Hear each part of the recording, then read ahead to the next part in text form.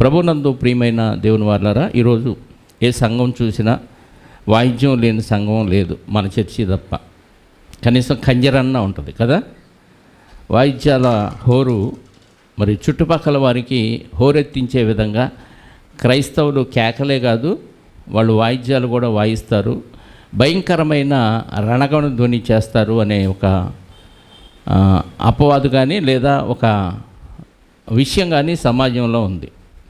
ఇలాంటి పరిస్థితుల్లో మనం వాయిద్యాలు వాయించవచ్చా అని ఆలోచిస్తే పాత నిబంధనకి కొత్త నిబంధనకు ఉన్న వ్యత్యాసాన్ని మనం గమనించాలి. ధర్మశాస్త్రం విషయంలో శరీర సంబంధమైనవి, కొత్త నిబంధన ఆత్మ సంబంధమైనది అనేది ఈ తేడా మనకు అర్థం కావాలి. ఇంకా వాయిద్యాలు గురించి మనం కొంచెం పూర్వోత్తరాల గురించి మనం ఆలోచిస్తే బైబిల్లో ఈ వాయిద్యాలకు మూల పురుషుడు ఒక ఆయన ఉన్నాడు. ఆయన విధేయుడు కాదు, దేవునికి అవిధేయుడు. ఒకసారి ఆదికాండం 4వ అధ్యాయము కయ్యూను వంశావళిలో నుంచి ఒక ఆయన వస్తాడు. ఆయన కుమారులు మరి వాయిద్యాలని తయారు చేసి వాడుక చేయటం, వాయిద్యాల వాయించటంలో మూల పురుషుడు మరి ఆయన కుమారుడు అనేది మనకి ఇందులో రాయబడింది. ఆదికాండము 4వ అధ్యాయము 21వ వచనం 19 నుంచి చదివితే ఆయన ఎవరో మనకు అర్థమైంది. లెమెకు 2 స్త్రీలను పెండ్లి చేసుకొనెను, వారిలో ఒక దాని పేరు ఆదా, రెండవ దాని పేరు సిల్లా. ఆదా యోబాలును కనెను, అతడు పశువులు గలవాడై గుడారములో నివసించు వారికి మూల పురుషుడు. అతని సహోదరుని పేరు యోబాలు. ఇతడు సితారాను సానికను వాడుక చేయువారందరికీ మూల పురుషుడు. వీళ్ళు దేవునికి విధేయులైన వారా అవిధేయులైన వారా? అవిధేయులైన వారు. అంటే కయ్యూను వారసత్వంలో నుంచి వచ్చిన మొట్టమొదటి వ్యక్తి ఎవరయ్యానంటే ఎవరైన పేరు లెమెకు.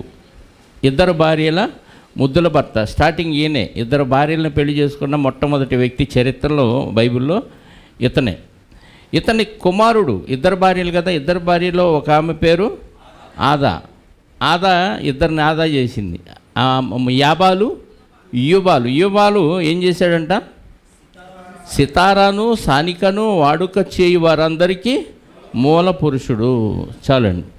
అంటే మ్యూజిక్ అనేది, ఇన్స్ట్రుమెంట్స్ అనేవి మనకి ఇక్కడ కనపడుతున్నాయి.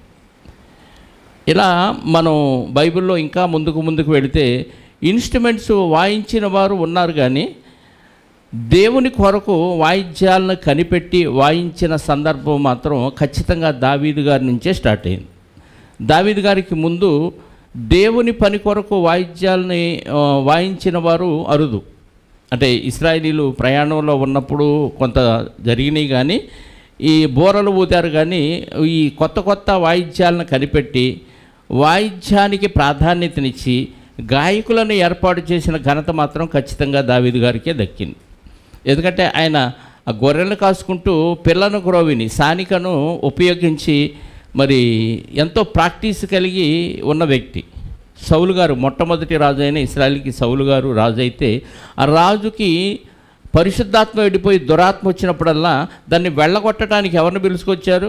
ఒకసారి సమూయేలు మొదటి గ్రంథం 16వ అధ్యాయం మనం చూడగలిగితే, సమూయేలు గారు రాసిన మొదటి గ్రంథం 16వ అధ్యాయము 14 నుంచి చూద్దాం ఒక మాట. యెహోవా ఆత్మ సౌలుని విడిచిపోయి, అంటే పరిశుద్ధాత్మ వెళ్ళిపోయి యెహోవా యొద్ద నుండి దురాత్మ ఒకటి వచ్చి సౌలును వెరపింపగా, అతని సేవకులు దేవుని యొద్ద నుండి వచ్చిన దురాత్మ ఒకటి నిన్ను వెరపించి ఉన్నది, మా ఏలినవాడవైన నీవు ఆజ్ఞిమ్ము, మీ దాసులమైన మేము సిద్ధముగా ఉన్నాము, సితారా చమత్కారముగా వాయింపగల ఒకని విచారించుటకై మాకు సెలవిమ్ము. దేవుని యొద్ద నుండి దురాత్మ వచ్చి నిన్ను పట్టినప్పుడల్లా అతడు సితారా చమత్కారముగా వాయించుట చేత నీవు బాగుపడదు అని అతనితో చెప్పారు. ఎవరు? పనివారు చెప్పారు, సేవకులు. అంటే ఒక వ్యక్తికి దయ్యం పడితే దయ్యాన్ని వదిలించడానికి వాడే ఆయుధం ఏంటి? సితార. అంటే ఒక వాయిద్యం. ఇది ఎవరు పడితే వాళ్ళు వాయిస్తే పోదు దెయ్యాలు. ఎవరు వాయించాలంట? చమత్కారంగా వాయించగలిగిన వాళ్ళు ఉంటే వదిలిపోద్ది. అలా వెతికారు. అక్కడ ఒక వ్యక్తి కనపడ్డాడు. అంటే వాళ్ళు చెప్పారు, ఆల్రెడీ వాళ్ళకి తెలుసు. 17వ వచనం, సౌలు బాగుగా వాయింపగల ఒకని విచారించి నా యొద్దకు తీసుకొని రండని తన సేవకులకు సెలవీయగా, వారిలో ఒకడు, చిత్తగించుము, బెత్లెహేమీయుడైన యెష్షయి యొక్క కుమారులలో ఒకని చూచి తిని, అతడు చమత్కారముగా వాయింపగలడు, బహుశూరుడు, యుద్ధశాలియు, మాట నేర్పరియు, రూపస్యునై ఉన్నాడు. అంటే ఎంత ఇన్ఫర్మేషన్ సంపాదించాడు చూడండి ఇతను. అంటే తెలుసు ఆల్రెడీ. దావీదు గారి గురించి చెప్పాడు, యెష్షయి గారి గురించి, ఆయన కుమారుడైన దావీదు గారి గురించి చెప్పి, ఇతనుకున్న క్వాలిఫికేషన్స్ ఏంటంట, సితారాని చమత్కారంగా వాయించగలడు, ప్లస్ శూరుడు, బహుయుద్ధశాలి, మాట నేర్పరి, మంచి అందగాడు. 4 లక్షణాలు ఇతనిలో ఆయనకి కనపడ్డాయి. అనగానే వెంటనే ఆయన పట్టురండి అన్నాడు. మరియు యెహోవా వాడికి తోడుగా ఉన్నాడనగా, సౌలు యెష్షయి యొద్దకు దూతలను పంపి, గొర్రెల యొద్దనున్న నీ కుమారుడైన దావీదు నా యొద్దకు పంపుమనెను. అప్పుడు యెష్షయి ఒక గార్ధపు మీద రొట్టెలు, ద్రాక్షారసపు తిత్తిని ఇవన్నీ తీసుకొని వచ్చాడు. 23వ వచనం, దేవుని యొద్ద నుండి దురాత్మ వచ్చి సౌలును పట్టినప్పుడల్లా దావీదు సితారను చేత పట్టుకొని వాయింపగా దురాత్మ అతనిని విడిచిపోయాను. మ్యూజిక్ థెరపీ అంటారు ఇంగ్లీష్లో కదా. మ్యూజిక్తో రోగాలను కూడా పోగొట్టే థెరపీ ఒకటి ఉంది తెలుసా, అరోమా థెరపీ అని. వాసనను బట్టి, రకరకాల వాసనలు బట్టి రోగాలను తగ్గించే ట్రీట్మెంట్ ఒకటి ఉంది. మ్యూజిక్ను బట్టి రోగాలను తగ్గించే ట్రీట్మెంట్ ఒకటి ఉంది. ఇందులో మానసిక రోగులకి మరి ముఖ్యంగా మ్యూజిక్తో థెరపీ ఇస్తారు, ట్రీట్మెంట్ ఇస్తారు తెలుసా. ఈ థెరపీలు వేలిముద్ర థెరపీ ఉంది. రోగానికి వేలిముద్ర వేస్తే చాలు నీ ఒంట్లో ఏ రోగం ఎక్కడుందో చెప్పేస్తారు. అదొక థెరపీ ఉంది. అరికాళ్ళ ముద్రలను బట్టి ట్రీట్మెంట్ ఇచ్చేవాళ్ళు కూడా ఉన్నారు. అందులో ఈ వాయిద్యంతో, మ్యూజిక్తో ఉన్న రోగాల్ని వెళ్ళగొట్టే ట్రీట్మెంట్ ఒకటి ఉంది. వాయిద్యంతో దెయ్యాలను వెళ్ళగొట్టే ట్రీట్మెంట్ దావీదు గారి దగ్గర మనకి ఇక్కడ కనపడుతుంది. వాయిద్యాలతో దెయ్యాలని వెళ్ళగొట్టచ్చు, దెయ్యాలని రప్పించవచ్చు కూడా. మాంత్రికుడు కూడా వాయిద్యాలు వాయిస్తారు కదా, ఎలా ఉంటుంది, అవి డమడమ అని గందరగోళంగా గజిబిజిగా ఉంటుంది. దీని దెబ్బకి వాళ్ళకి పిచ్చెక్కిపోయి మెంటలు వచ్చి నిజంగా దెయ్యాలు పట్టేస్తాయి. అట్లా ఉంటారు వాళ్ళ ఫీలింగ్స్ కదా. అంటే మ్యూజిక్ థెరపీ దావీదు గారితో మనకి ఇక్కడ కనపడుతుంది. ఇది దావీదు గారు మాత్రమే కనిపెట్టిన వాయిద్యాలుగా మనకు అర్థమవుతుంది. ఇలా తర్వాత దావీదు గారు రాజు అయినప్పుడు ఆ మందసం మరి అనేక ప్రాంతాల్లో తిప్పటం మనం చూసాం కదా. ఫిలిస్తీన్లు దాన్ని పట్టుకెళ్ళిపోవటం, మళ్ళీ అక్కడి నుంచి వీళ్ళు తెప్పించడం. అది తెప్పించినప్పుడల్లా, ఈ మందసాన్ని తెప్పించేటప్పుడల్లా దావీదు గారే వాయిద్యాలు, ఆయన కల్పించిన వాయిద్యాలు వాయిస్తూ ఆ మందసం ముందర డ్యాన్సులు వేస్తూ దాన్ని తీసుకురావటం అనేది అనేక సందర్భాలు చూశారు. అందులో ఒక సందర్భాన్ని మనం చూద్దాం. సమూయేలు 2వ గ్రంథం 6వ అధ్యాయము మొదటి నుంచి చదువుదాం.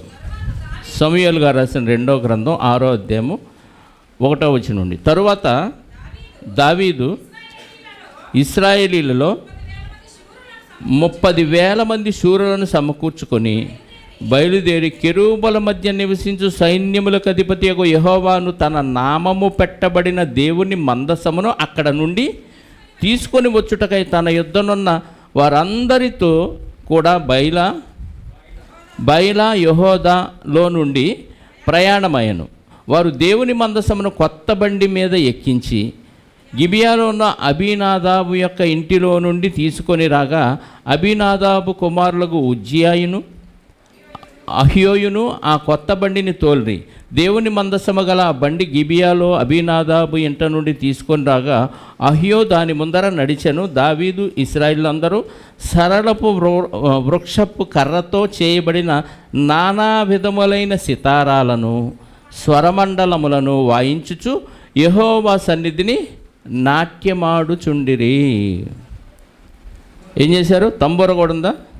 వాయించుచు ఆ మృదంగములను, తంబురలను, సితారాలను, స్వరమండలములను, తంబురలను, మృదంగములను, పెద్ద తాళములను వాయించుచు 5 రకాల వాయిద్యాలు ఇక్కడ మనకు కనపడుతుంది. ఇవన్నీ ఎవరు కనిపెట్టారంటే దావీదు గారు కనిపెట్టినట్టున్నారు. అది వీటన్నిటినీ వాయిస్తూ దేవుని మందసాన్ని తీసుకొని వచ్చేటప్పుడు వాయించిన వాయిద్యాలు. అలాగే సొలొమోను గారు మందిరం కట్టినప్పుడు, ఆ మందిరం ఓపెనింగ్ అప్పుడు అప్పుడు కూడా వాయిద్యాలు వాయించినట్టుగా కనపడుతుంది.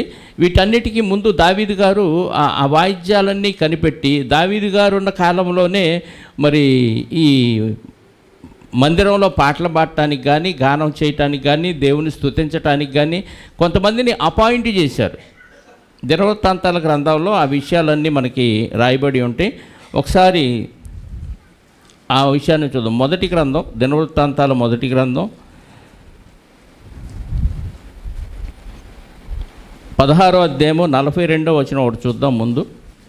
దినవృత్తాంతాల మొదటి గ్రంథం 16:42.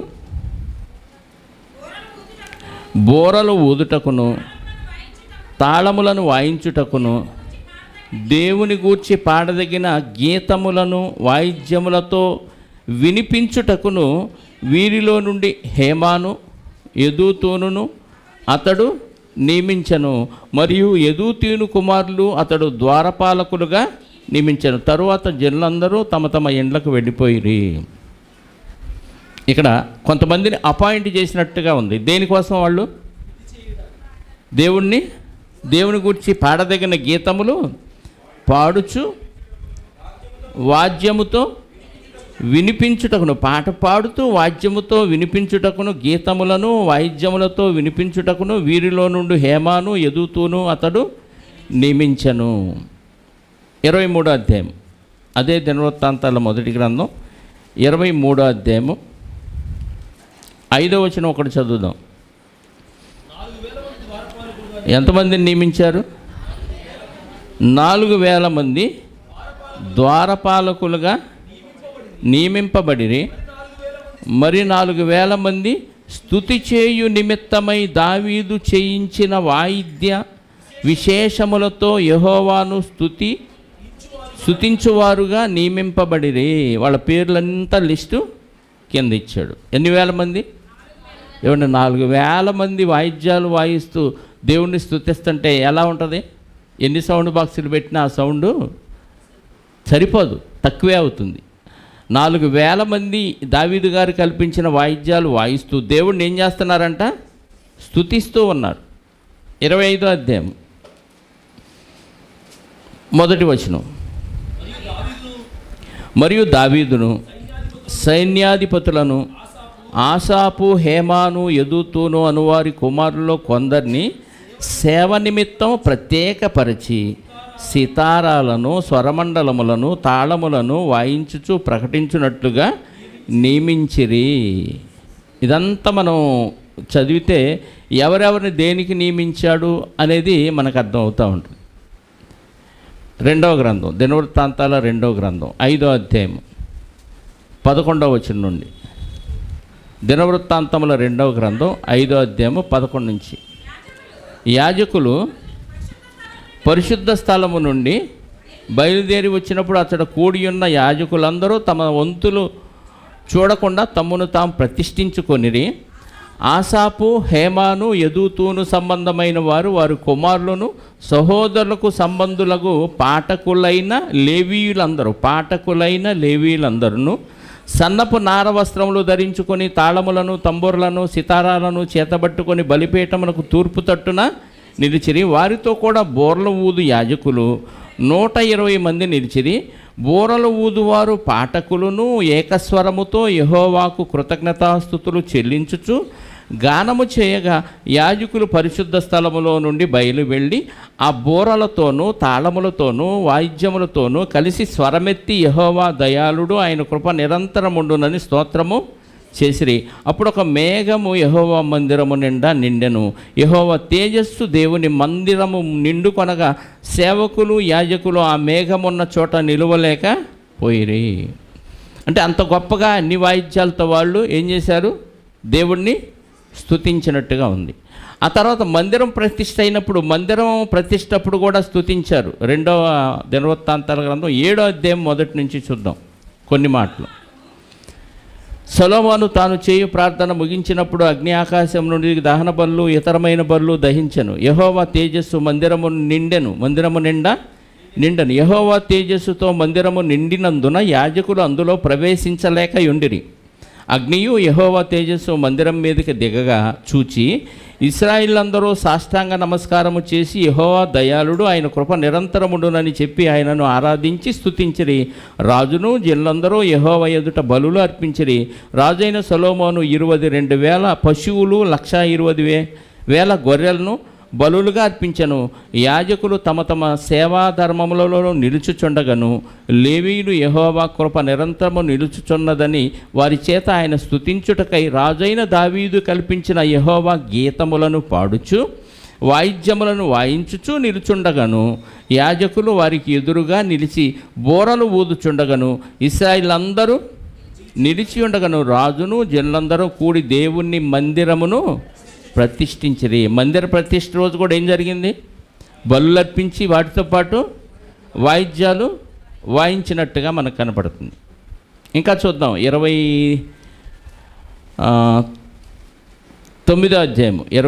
అధ్యాయము 25 నుంచి చదువుదాం.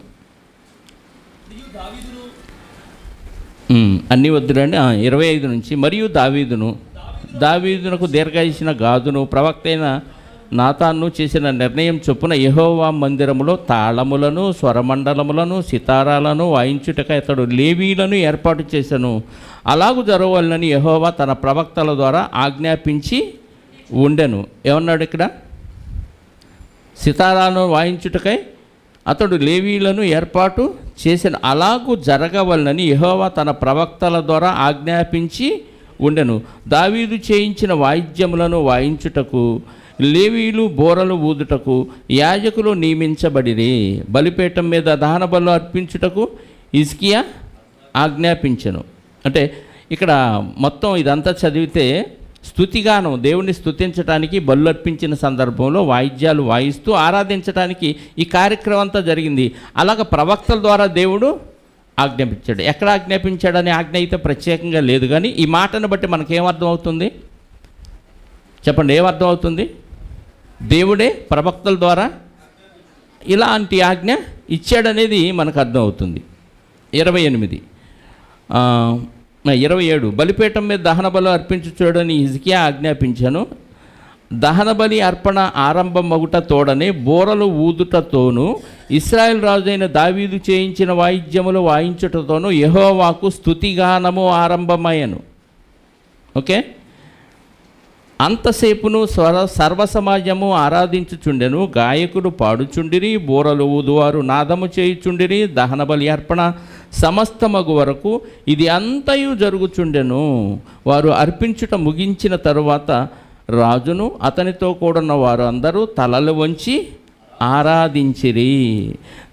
దావీదును దీర్ఘదర్శియగు ఆసాపును రచించిన శ్లోకములను ఎత్తి యెహోవాను స్తుతించుడని రాజైన హిజ్కియాయును అధిపతులను లేవీయులకు ఆజ్ఞాపింపగా వారు సంతోషముతో స్తోత్రములు పాడి తల వంచి ఆరాధించిరి. అంటే ఆజ్ఞ. ఎంతోమందిని అపాయింట్ చేశాడు. ప్రత్యేకంగా గానం చేసేవాళ్ళు కొంతమంది మ్యూజిక్ వాయించేవాళ్ళు కొంతమంది. ఇంతమంది టీముని దావీదు గారి కాలంలో మరి అపాయింట్ చేసి దేవుణ్ణి స్తుతించి ఆరాధించినట్టుగా కనబడుతుంది. అర్థమైందా? అయితే ఈ మ్యూజిక్ అనేది అన్యులు కూడా వాయించినట్టుగా మనకు ఉంది. ఈ మ్యూజిక్ అనేది అన్యులు, దేవుణ్ణి ఎరగని వారు కూడా సంబరమాలప్పుడు సంతోషం వ్యక్తం చేసేటప్పుడు, లేదా మరణ సమయాల్లో కూడా ఈరోజు మనం బ్యాండ్ మేళాలతో పెళ్ళిళ్ళప్పుడు ఎలా ఊరేగిస్తున్నామో అలాగే చనిపోయినప్పుడు కూడా ఎలా తీసుకెళ్తాం. కాకపోతే మేళం తేడా, బ్యాండ్ మేళం ఇది, అదేమో తప్పెట్లతో తీసుకెళ్ళిపోతూ ఉంటాం. అక్కడ మేళమే, అక్కడ వాయిద్యాలే, ఇక్కడ వాయిద్యాలే. అలాగే యాకోబు గారి మామ అయిన లాబాను గారు, యాకోబు గారు మామగారికి చెప్పకుండా పారిపోతున్నప్పుడు, ఫ్యామిలీని తీసుకొని వెళ్ళిపోతున్నప్పుడు ఆ లాబాను వెంటబడి ఈ యాకోబు గారితో ఒక మాట అంటాడు. ఆదికాండము 31వ అధ్యాయం అని కూడా చూడండి ఒక మాట. ఆదికాండము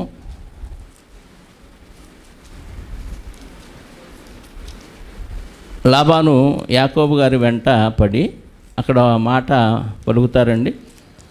31వ అధ్యాయము 27వ వచనం చూద్దాం. నీవు నాకు చెప్పక రహస్యముగా పారిపోయి నన్ను మోసపుచ్చితివేమి? నువ్వు చెప్పుంటే నాకు సంభ్రమముతోనూ పాటలతోనూ మద్దెలతోనూ సితారాలతోనూ నిన్ను సాగనంపుదనే. అంటే ఎవరైనా ఒక దగ్గర నుంచి విడిపోయి వెళ్ళిపోయేటప్పుడు ఎలా పంపిస్తారంట?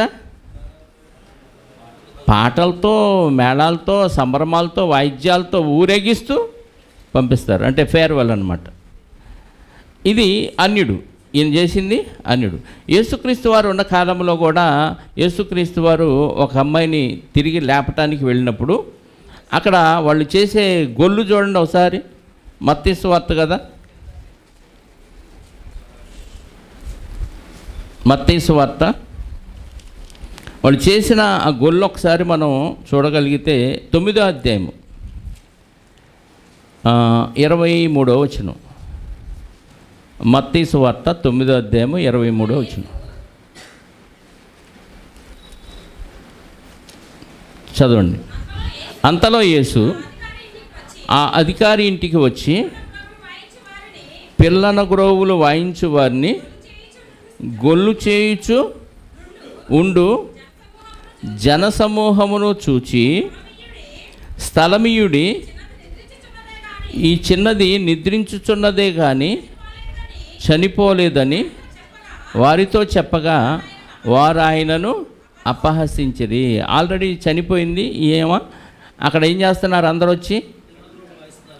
అంటే చావు మేళం అంటారు దీన్ని. పెళ్లి మేళం కాదు. ఏ మేళం? చావు మేళం. అంటే మనిషి చనిపోగానే పార్టీని పిలుచుకొస్తారనమాట. ఏది పెళ్ళా లేకపోతే దినమా లేకపోతే చావా అని అడుగుతారు కావాలి.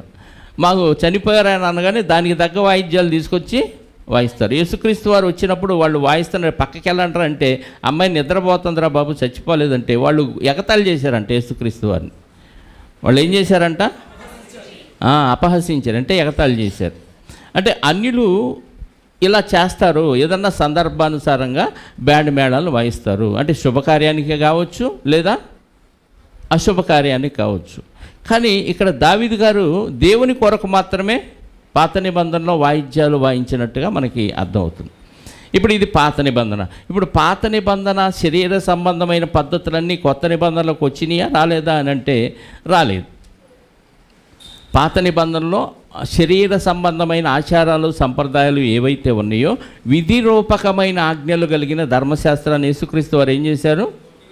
కొట్టివేశారు. సిలువకు మేకులతో కొట్టివేశారు. అంటే పారంపర్య ఆచారాలు, సంతకం వెళితే బయటికి వెళ్ళి ఇంటికి రాగానే కాళ్ళు చేతులు శుభ్రంగా కడుక్కొని అన్నీ శుభ్రం చేసుకొని ఇంటికి వెళ్ళే ఆ పద్ధతి చేస్తే చేయి, లేకపోతే లేదు, నో ప్రాబ్లం.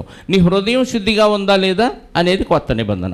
పాత నిబంధన శరీర సంబంధమైన ఆజ్ఞలు ఉన్నాయి. కొత్త నిబంధన ఆత్మజీవం. ఆత్మజీవం యోహాను సువార్త 6:63.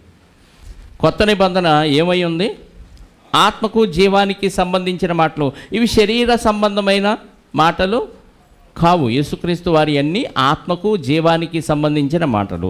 అందుకే చదివారా? శరీరము కేవలము నిష్ప్రయోజనము. దానికి ముందమ్మ ఆత్మయే జీవింపజేయుచున్నది. శరీరము కేవలము అంటే నిన్ను బతికిస్తుంది ఆత్మ. దీనికి కావలసిన జ్ఞానం నేర్చుకోండి. ఆత్మ క్షేమాభివృద్ధి చెందటానికి ఏం కావాలో అవి నేర్చుకోండి. శరీరం కేవలం నిష్ప్రయోజనం అంటే ఆత్మను నాశనం చేయటానికి దీన్ని ఏర్పాటు చేసుకున్నారు. ఆత్మను అభివృద్ధి చేయటానికి, క్షేమాభివృద్ధి చెందటానికి ఈ శరీరాన్నే ఉపయోగించండి. 60-70 ఏళ్ళు ఆత్మతో పోలిస్తే శరీరం తక్కువ కాలం ఉంటుంది, ఆత్మ కలకాలం. దాంతో పోల్చి ఇది నిష్ప్రయోజనం అన్నాడే తప్ప ఇది పనికిరాంది అని కాదు. మళ్ళీ అంటే దేవుడు నిష్ప్రయోజనమైంది ఇస్తాడా మనకి? ప్రయోజనకరంగా మలుచుకోవాలి మనం దాన్ని. ఎందుకంటే చెడగొట్టాం, దాన్ని పాడు చేసాం. దాంతో పోలిస్తే ఆత్మ కలకాలం ఉంటుంది, శరీరం కొద్ది కాలం ఉంటుంది. ఈ కొద్ది కాలం ఉన్న శరీరం కోసం మీరు ఎందుకు ఇలాంటి ప్రయాసలు పడతారు అని అర్థం. ఇప్పుడు నేను చెప్పే మాటలు నిష్ప్రయోజనమైన శరీరానికి ఉపయోగించేవి కావు అని చెప్తూ ఏమన్నాడు? నేను మీతో చెప్పి ఉన్న మాటలు ఆత్మయు జీవమునై ఉన్నవి. ఇప్పుడు యేసుక్రీస్తు వారి మాటలన్నీ శారీరకంగా తీసుకోవటానికి అవకాశం లేదండి. ఆయన ఏది చెప్పినా ఆత్మకు నిత్య జీవానికి సంబంధించిన మాటలే చెప్తాడు, శరీరానికి సంబంధించిన మాటలు చెప్పడు. పైగా దేవుడు నరుని వేషం చూడడు. పై రూపాన్ని దేవుడు పట్టించుకోడు. అలా పట్టించుకోడు కదని మనం విపరీతంగా డెకరేషన్ చేసుకోకూడదు. మరి అదేమంటే ఆ డైలాగ్, ఆ రెఫరెన్స్ వాడకూడదు. అంటే దీనికంటే ఏది ఇంపార్టెంటు? ఆత్మ ఇంపార్టెంటు. ఆత్మ మీద కాన్సన్ట్రేషన్ చేస్తే శరీరం మీద నీకు అసలు మమకారమే ఉండదు. ఇది ఏమైపోతే ఏమి. పౌలు గారి శరీరాన్ని ఆయన శరీర రీతిగా చూస్తే బలహీనుడండి, కానీ ఆయన మాటలు చాలా పవర్ఫుల్ అంటారు. అంటే శరీరాన్ని పెద్దగా పట్టించుకోవాలి. ఆయన ఏమన్నాడు పౌలు గారు? బాహ్య పురుషుడు కృషించుచుండను, అంతరంగ పురుషుడు శరీరం మాత్రం కృషించిపోతూ ఉంది, ఆత్మ మాత్రం రోజు రోజుకి నూతనపరచబడుతున్నాడు అంటున్నాడు. అంటే కొత్త నిబంధనలో ఆత్మ డెవలప్ అవ్వాలి, శరీరం క్షీణించిపోయినా పర్వాలేదు, దాని గురించి అస్సలు పట్టించుకోవాల్సిన అవసరం లేదన్నాడు. ఇప్పుడు కొత్త నిబంధన ఆరాధన విధానం వేరు, పాత నిబంధన ఆరాధన విధానం వేరు. అక్కడ బలులు ఉన్నాయి, శరీర సంబంధమైన బలులు, కోడెలు, మేకలు, ఎడ్లు, పావురాలు, ఇవన్నీ బలి అర్పించాలి పాత నిబంధనలో. మరి కొత్త నిబంధనలో మనమే బలైపోవాలి.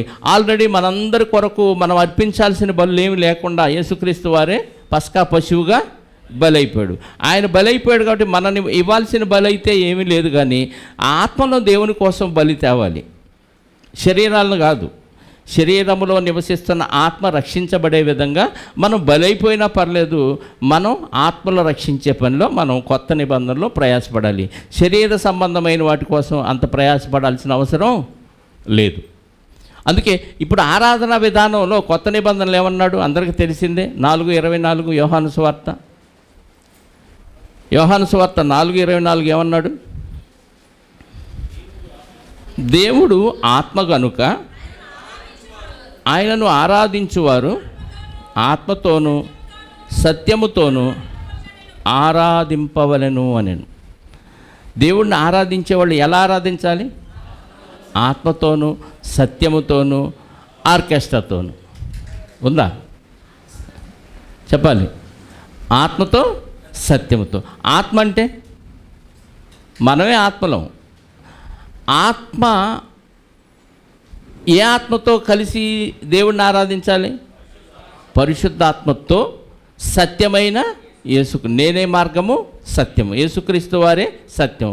అంటే సత్యమైన యేసుక్రీస్తు వారిని కలిగి, వాక్యాన్ని కలిగి, ఆత్మను పొందుకొని, ఎప్పుడైతే మనం బాప్తీసం తీసుకుంటామో పరిశుద్ధాత్మ మనలోనికి వస్తాడు. కాబట్టి మనం పరిశుద్ధాత్మను కలిగి సత్యమైన యేసుక్రీస్తు వారి ద్వారా తండ్రిని ఆరాధించాలి.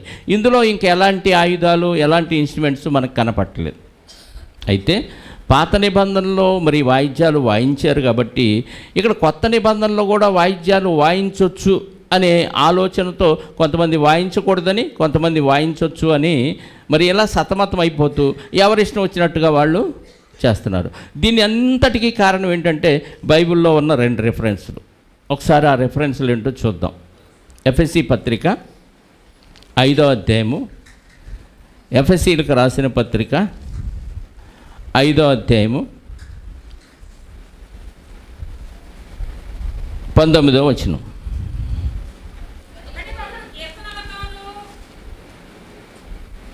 చదవండి. ఒకనికొకడు కీర్తనలతోనూ సంగీతములతోనూ ఆత్మ సంబంధమైన పాటలతోనూ హెచ్చరించుచు మీ హృదయములలో ప్రభువును గూర్చి పాడుచు కీర్తించుచు మన ప్రభువైన యేసుక్రీస్తు పేరిట సమస్తమును గూర్చి తండ్రి అయిన దేవునికి ఎల్లప్పుడూ కృతజ్ఞతాస్తుతులు చెల్లించుచు క్రీస్తునందల భయముతో ఒకనికొకడు లోబడి ఉండండి. ఇందులో ఒక మాట మనకు కనబడుతుంది. ఒకనికొకడు కీర్తనలతోనూ సంగీతములతోనూ ఆత్మ సంబంధమైన పాటలతోనూ. చాలండి. ఆత్మ సంబంధమైన పాటలతోనూ హెచ్చరించుచు మీ హృదయములలో ప్రభువును గూర్చి పాడుచు కీర్తించుచు. కొలసీ పత్రిక 3వ అధ్యాయం 16వ వచనం. కొలసీలకు రాసిన పత్రిక 3వ అధ్యాయము 16వ వచనం.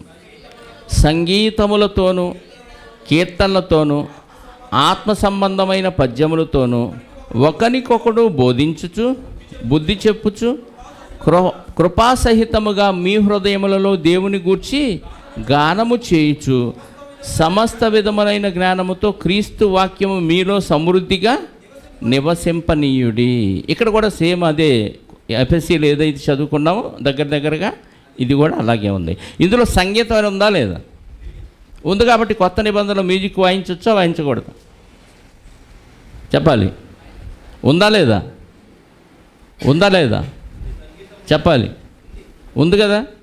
సంగీతం అంటే ఇంగ్లీష్ బైబిల్లో ఏమన్నా ఉందా?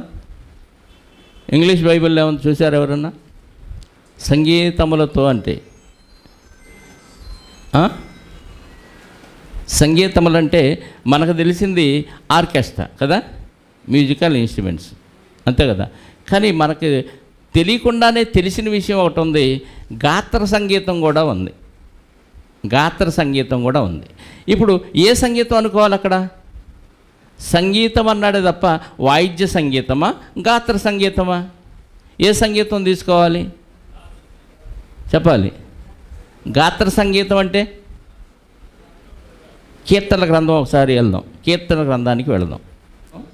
ఇలాంటి రాగాలు ఉన్నాయి. అంటే ఏ రాగంలో ఏ పాట పాడాలి, ఇది పలాని రాగం అండి, పలాని ఆయన పెట్టిన రాగం అండి అని కొన్ని పేర్లు మనోళ్ళు ఏర్పాటు చేశారు. సినీ యాక్టర్లకి, సినిమా రచయితలకి, మ్యూజిక్ డైరెక్టర్లకి ఇది బాగా తెలుసు. కానీ పాత నిబంధనలో దావీదు గారు పాటలు రాసినప్పుడు కూడా ఇదిగో పలాని రాగం మీద పాడదగిన పాట అని రాశాడు. 9వ అధ్యాయం కూడా చూడండి, 8వ అధ్యాయము 9వ అధ్యాయము. ప్రధాన గాయకునికి ముత్లబ్బేను అను రాగం మీద పాడదగిన. ఇప్పుడు 2 రాగాలు మనకు అర్థమైనాయి. 10వ అధ్యాయం కూడా చూడండి, 12వ అధ్యాయం. అష్టమ శృతి మీద పాడదగిన దావీదు కీర్తన. అష్టమ శృతి అంటే అష్టం అంటే తెలుసా? 8. 8వ శృతి మీద పాడదగిన రాగం ఇది. తర్వాత 22వ అధ్యాయం. 22వ అధ్యాయం. ప్రధాన గాయకునికి అయ్యలెత్ షహరు అను రాగం మీద పాడదగిన కీర్తన. ఎన్ని రాగాలు వచ్చినాయి ఇప్పటికి?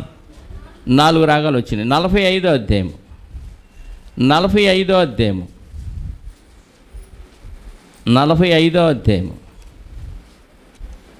ప్రధాన గాయకుని శోషనీయులను రాగం మీద పాడదగినది కొరహు కుమారులు రచించిన దైవ ధ్యానము ప్రేమను గూర్చిన గీతము. దీనికి ఒక రాగం ఇచ్చాడు. ఎన్నో రాగం ఇది? శోషనీయుల అను రాగం. 5వదా? 46. అలామోతు అను రాగం మీద పాడదగినది 53. మహలత్ అను రాగం మీద పాడదగినది 55. తంతి వాయిద్యముల మీద ఇది కాదండి, ఇది మ్యూజికల్ ఇన్స్ట్రుమెంట్స్. తంతి వాయిద్యాలు అంటే, తంతి అంటే తీగతో వాయించే వాయిద్యాలు. గిటార్ ఉన్నాయి, సితారా ఉంది, వీణ ఉంది, ఇవన్నీ తంతి వాయిద్యాలు అంటారు. 56.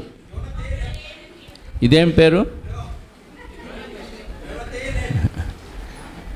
యోనా తెలేం రెహుకిమ్ అను రాగం మీద పాడదగిన కీర్తన 57.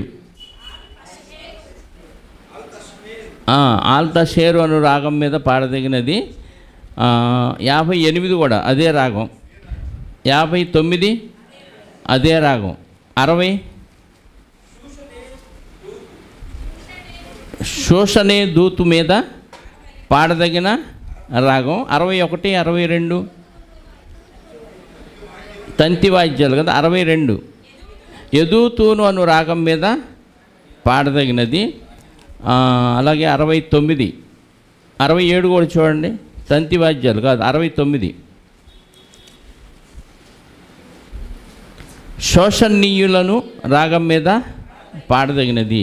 ఇలాగా 88 కూడా చూద్దాం ఒకసారి. ఇంకా ఉన్నాయి మధ్యలో. 88 మహలత్ అయ్యోనోత్ అను రాగం మీద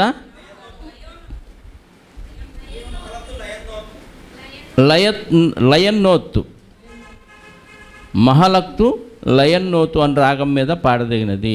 ఇవన్నీ రాగాలు. వీటిని ఏమంటారు? ఏ సంగీతం అంటారు?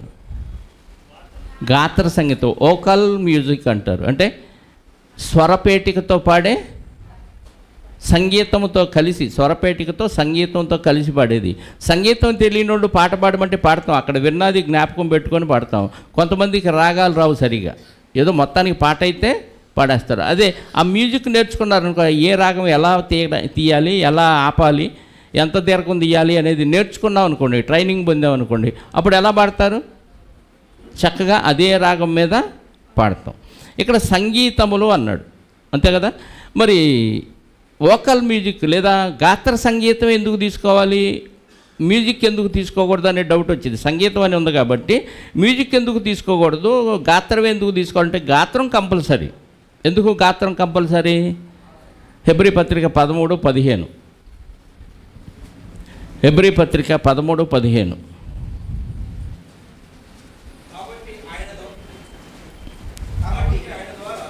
కాబట్టి ఆయన ద్వారా మనము దేవునికి ఎల్లప్పుడూ స్తుతియాగము చేయుదము అనగా ఆయన నామమును ఒప్పుకొనుచు జిహ్వ ఫలం అంటే, జిహ్వ అంటే నాలుక, దాని నుంచి వచ్చే ఫలం మాట లేదా పాట.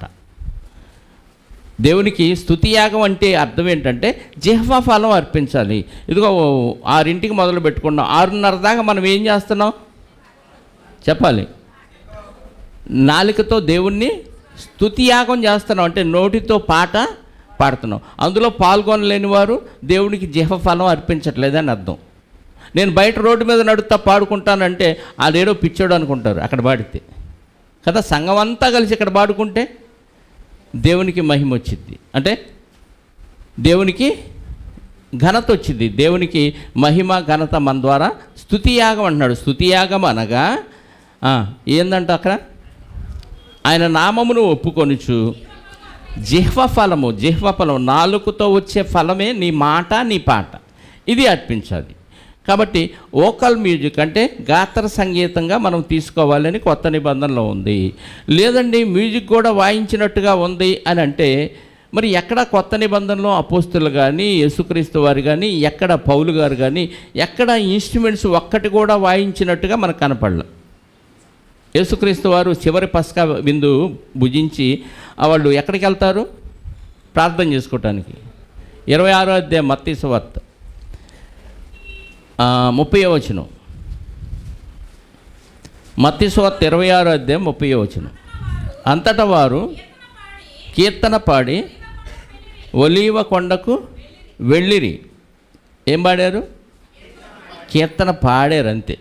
పాడి ఒలీవల కొండకు వెళ్ళారు.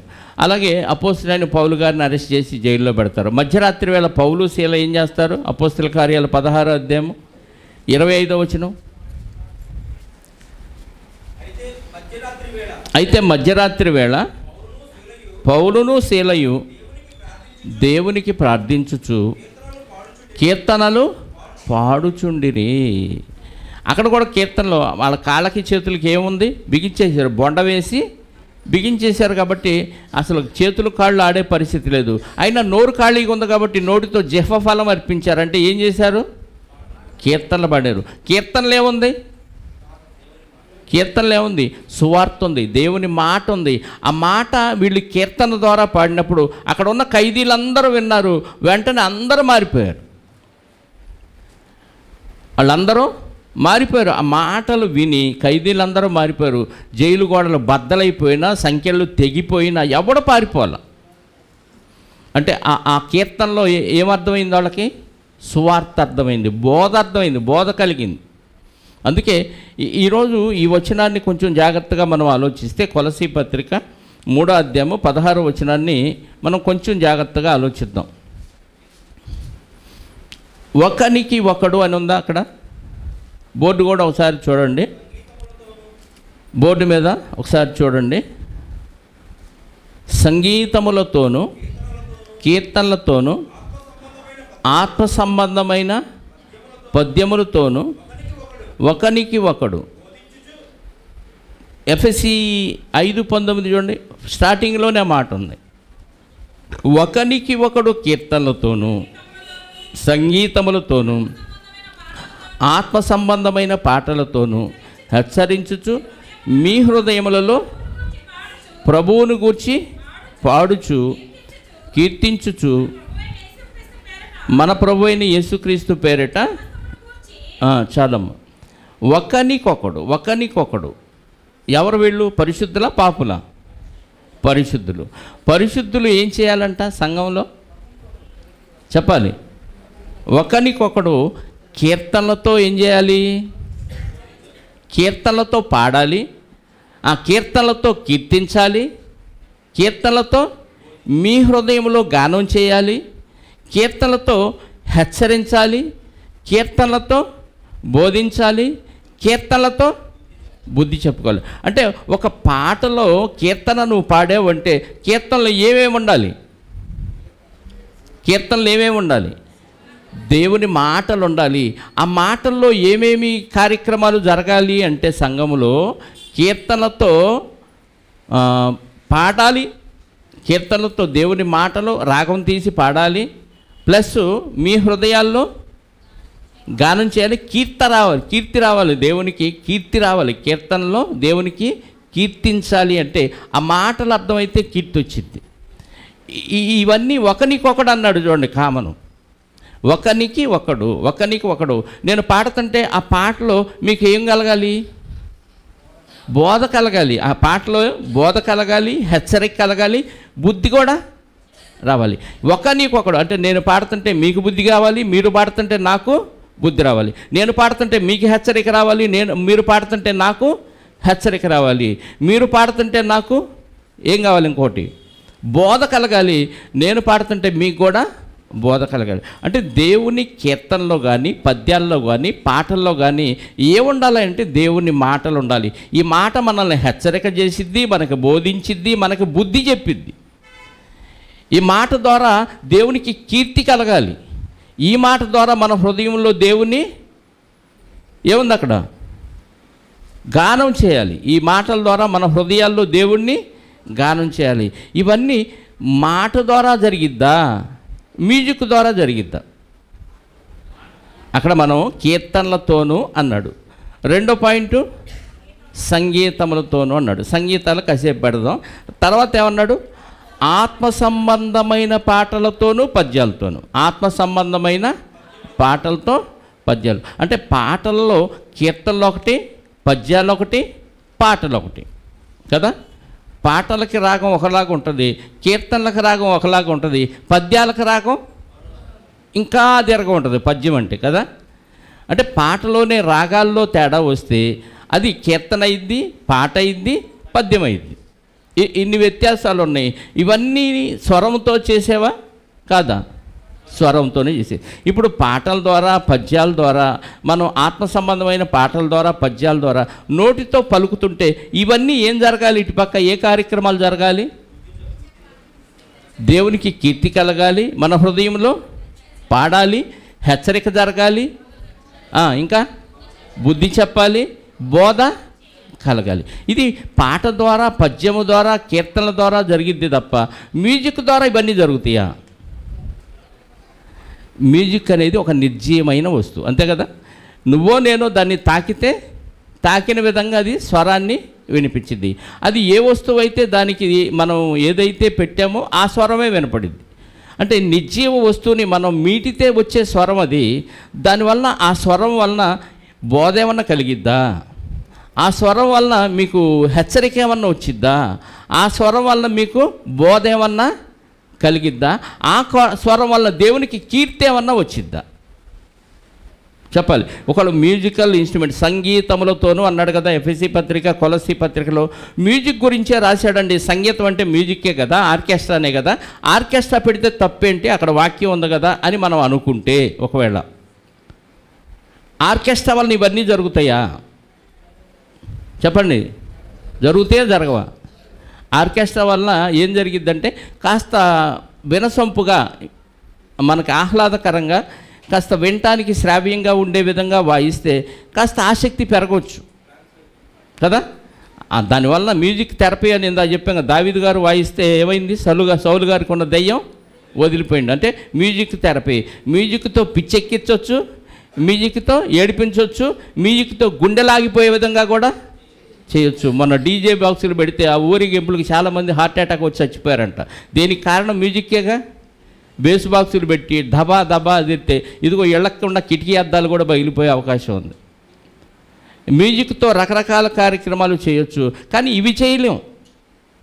ఒక వ్యక్తికి బోధ చేయలేం, ఒక వ్యక్తికి హెచ్చరిక చేయలేం, ఒక వ్యక్తిని బుద్ధి చెప్పలేం. ఇవన్నీ మ్యూజిక్తో జరగనప్పుడు బైబిల్లో ఎక్కడా మ్యూజిక్ గురించి కొత్త నిబంధనలో చెప్పనప్పుడు వాయించాలా వద్దంటే వాయించవచ్చు అని 100% మార్కులు వేస్తున్నారు చాలామంది.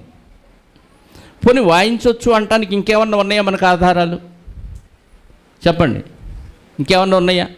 పైగా వీళ్ళు దావీదు గారు కల్పించిన వాయిద్యాలు వాయిస్తూ, దావీదు గారు ఉన్న కాలంలో బాగానే జరిగినాయి ఆరాధనలు, కానీ సొలొమోన్ గారి కాలంలో కూడా ఆరాధనలు అన్నీ బాగానే జరిగినాయి. ఎందుకంటే చాలామందిని అపాయింట్ చేశారు లేవీల్ని, పాడేవాళ్ళని కొంతమందిని, ఒక్కొక్క వాయిద్యం వాయించేవాళ్ళు కొంతమందిని, వందల వేల మందిని ఏర్పాటు చేశాడు. ఈ టీం అంతా చక్కగా పనిచేసింది బాగానే. కానీ దావీదు గారి తర్వాత తరాలు వచ్చేసరికి పాడైపోయింది.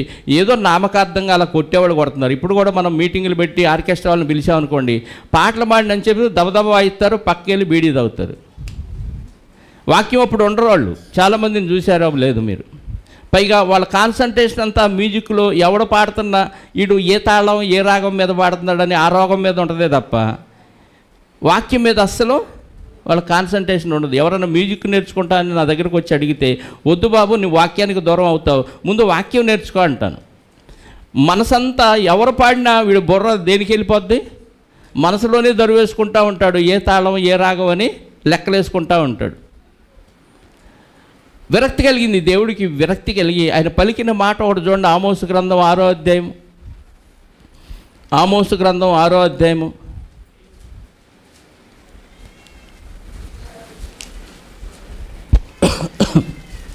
5వ వచనం,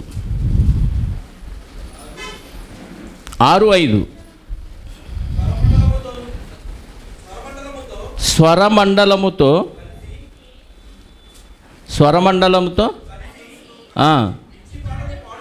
స్వరమండలముతో కలిసి పిచ్చి పాటలు పాడుచు దావీదు వలనే వాయించు వాద్యములను కల్పించుకొందురు.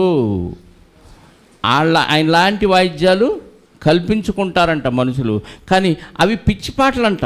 దేవుడు అంటున్నాడు. అంటే అర్థం పర్థం ఉండవు, వాక్యానుసారంగా ఉండవు. దావీదు గారు రాసిన ప్రతి పాట వాక్యానుసారంగా ఉంది. నా బసలో నేను పాటలు పాడుటకు నీ మాటలు నీ కట్టడలే నాకు హేతువులైన అంటాడు కీర్తన గ్రంథంలో. అధ్యాయం గుర్తులేదు కానీ, నా బసలో నేను పాటలు పాడటానికి నీ కట్టడలే నాకు కారణమైనవి. హేతు అంటే కారణమైన, అంటే దావీదు గారు రాసిన ప్రతి పాట రాగాన్ని బట్టి రాశాడు, ఏ రాగంలో పాడాలో రాశాడు, ఏ వాయిద్యాలు వాయించాలో రాశాడు. తంతి వాయిద్యముల మీద పాడదగిన పాట అని అనగానే దానికి అదే వాడాలి, ఆ మ్యూజిక్కే వాడాలి, ఇంకొక మ్యూజిక్ దానికి వాడకూడదు. పలానా రాగం మీద పాడాల్సిన పాట అంటే ఆ రాగం మీదే పాడాలి, ఇంకో రాగం దానికి పెట్టకూడదు.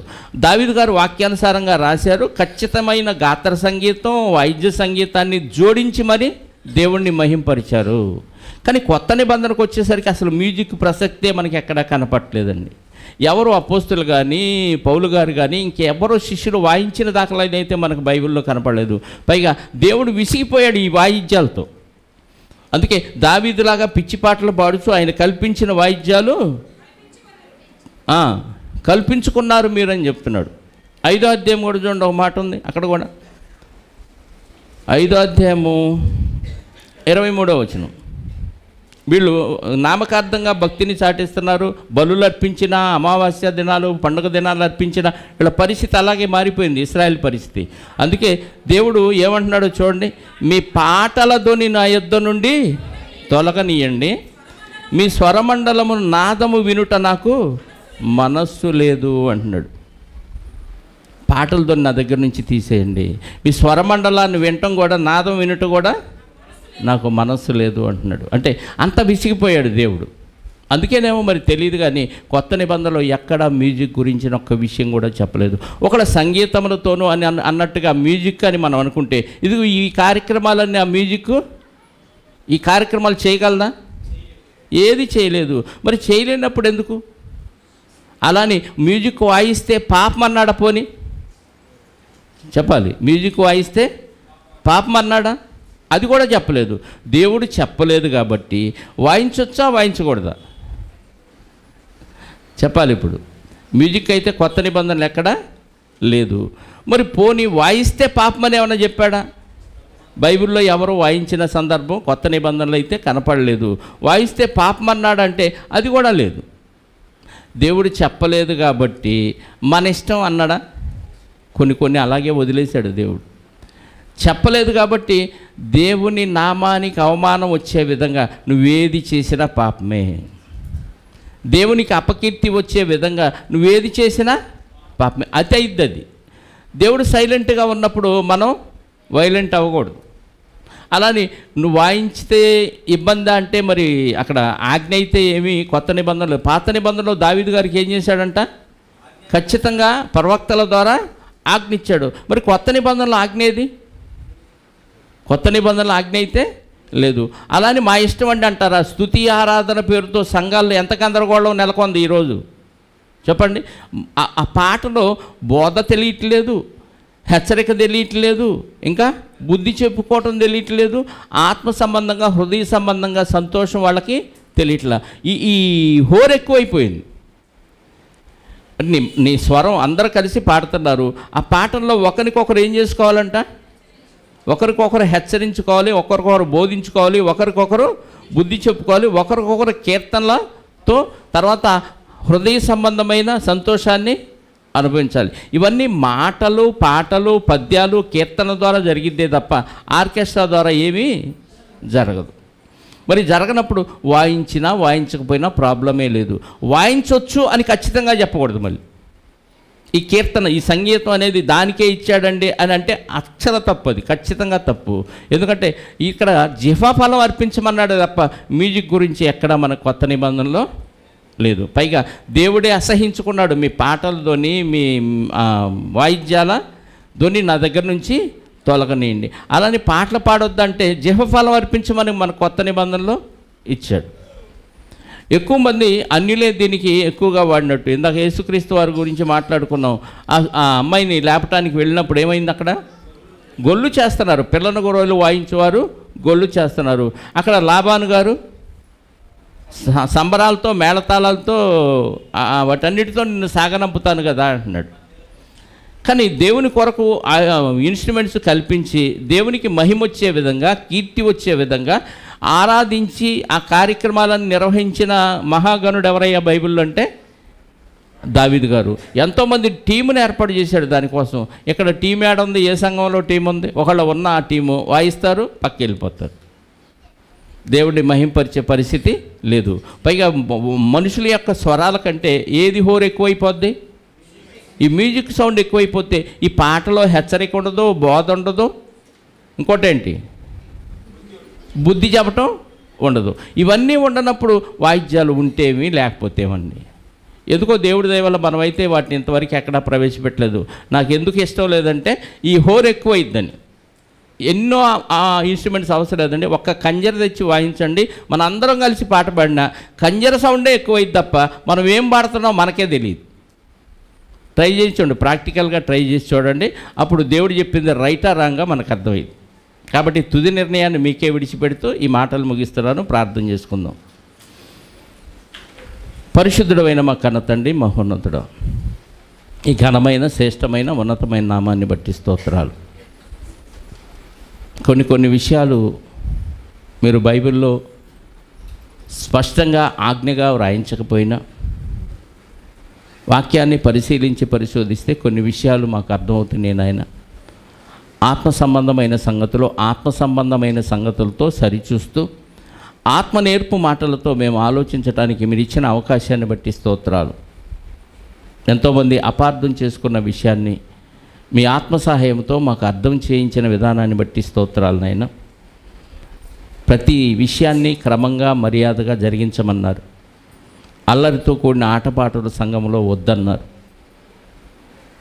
ఆత్మ కలిగించు ఐక్యతను కాపాడుకుంటూ ఆత్మ నేర్పు మాటలతో మేము ఒకరినొకరు బోధించుకుంటూ, హెచ్చరించుకుంటూ, బుద్ధి చెప్పుకుంటూ, మిమ్మల్ని కీర్తించి మిమ్మల్ని ఘనపరిచే విధంగా మా ప్రవర్తన, మా మాట, మా క్రియ ఉండాలని మీరు కొత్త నిబంధన ద్వారా మాకు తెలియచేశారు. అందును బట్టి స్తోత్రాలు.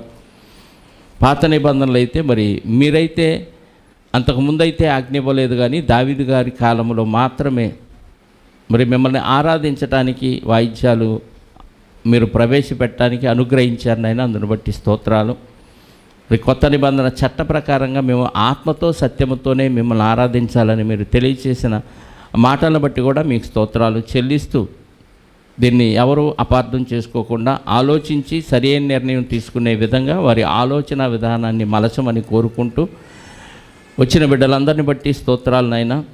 ఇదిగోనైనా వచ్చిన ప్రతి బిడ్డను వారి వారి గృహాలకు తీసుకువెళ్ళండి. వచ్చిన వారిలో పసిపిల్లలు మొదలుకొని వృద్ధుల వరకు అనేక మంది ఉన్నారు. ఎంతోమంది భయంకరమైన జ్వరాలతో బాధపడుతూ ఉన్నారు నాయన.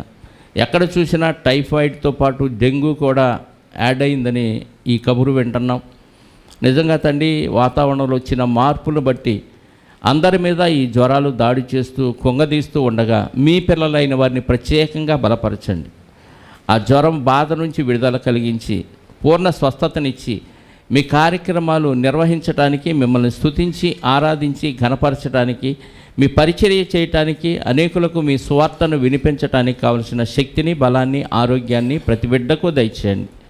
పిల్లలు మొదలుకొని వృద్ధుల వరకు ఉన్న ప్రతి వ్యాధిని తీసివేసి మంచి ఆరోగ్యాన్ని వారికి ఇవ్వమని, అలాగే ఆర్థిక సమస్యలతో సతమతమవుతూ మీ సన్నిధిలో నిలవలేని బిడ్డలు ఉన్నారు. వారి సర్దుబాటు చేసుకొని మీ సన్నిధిలో కనపడటానికి మారు మనసును వారికి దయచేయండి. మానసిక రుగ్మతతో బలహీనపడుతూ ఆరోగ్యాన్ని క్షీణింపజేసుకుంటూ మరి క్షీణ దశలోనికి వెళ్ళిపోతున్న మీ పిల్లల్ని బలపరచండి. వారికి ఉన్న ఆ మానసిక బలహీనతను తీసివేసి మీ వాక్యముతో వారిని బలపరచమని కోరుకుంటూ, మరి జరగనయ్యున్న కార్యక్రమాన్ని మీ చేతులకు అప్పగించుకుంటూ, మా రక్షకుడు నీ ప్రియకుమారుడైన క్రీస్తు యేసు పరిశుద్ధమైన నామములో ప్రార్థించి అడిగి వేడుకొనుచున్నాను పరలోకపు తండ్రి. ఆమేన్. మనందరికన్నా తండ్రి అయిన దేవుని ప్రేమ, ఆయన ప్రియకుమారుడైన యేసుక్రీస్తు వారి కృప, పరిశుద్ధ ఆత్మ యొక్క అన్యోన్య సహవాసము ఇప్పుడు ఎల్లప్పుడూ సకల పరిశుద్ధులకు సదాకాలము తోడై ఉండి నడిపించునుగాక. ఆమేన్.